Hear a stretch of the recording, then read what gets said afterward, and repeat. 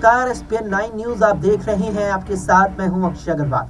महाराष्ट्र के उप मुख्यमंत्री अजित पवार ने अपनी चाचा और राष्ट्रवादी कांग्रेस पार्टी यानी एनसीपी के अध्यक्ष शरद पवार को लेकर शुक्रवार बड़ा दावा किया। उन्होंने कहा कि शरद पवार का अध्यक्ष पद से इस्तीफा देना नौटंकी था। उन्होंने कहा कि हम सभी लगातार शरद पवार को ये कह रहे थे कि हम लोगों को काम के लिए सरकार में जाना चाहिए। अजित पवार ने रायगढ़ जिले में चल रही पार्टी की बैठक में आयोजित प्रेस कॉन्फ्रेंस के दौरान कहा कि हम लोग शरद पवार से मिले और ये बात बताई भी। इसके बाद उन्होंने कहा कि हम इस्तीफा देंगे। उनके इस्तीफे को लेकर हम 4 लोगों को पहले से पता था।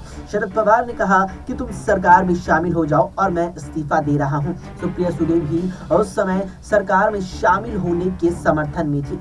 उन्होंने शरद पवार के इस्तीफे को स्क्रिप्टेड बताते हुए आगे कहा कि बुक प्रकाशन के मौके पर शरद पवार ने इस्तीफा दिया, लेकिन उसके कुछ ही वक्त बाद, उसके तुरंत बाद लोगों को कहा कि उनके समर्थन में लोग प्रदर्शन करें और इस्तीफा वापस मांगे। इसके बाद उन्होंने इस्तीफा वापस लिया। इस्तीफा नहीं देना था तो इतनी नौटंकी क्यों? अजित पवार ने दावा किया कि सरकार में शामिल होने के बाद शरद पवार ने सभी मंत्रियों को मिलने के लिए बुलाया और फिर उसके बाद दूसरे दिन विधायकों को भी मिलने के लिए बुलाया था। बैठक में उन्होंने सारी बात सुनी और फिर कहा कि ठीक है, हम बताते हैं। फिर बयान आने शुरू हो गए कि गाड़ी ट्रैक पर है। इसके बाद 12 अगस्त को एक बिजनेसमैन के घर पर पुणे बुलाया गया। यहाँ पर मेरे अलावा शरद पवार, जयंत पाटिल और बिजनेसमैन भी थे।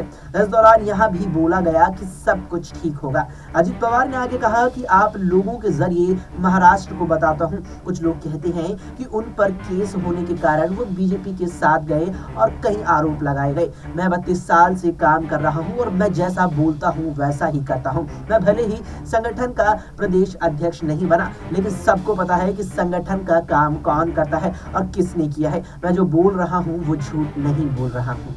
अभी के लिए इस वीडियो में इतना ही। देश और दुनिया की तमाम खबरों के लिए आप देखते रहें एसपीएन 9 न्यूज।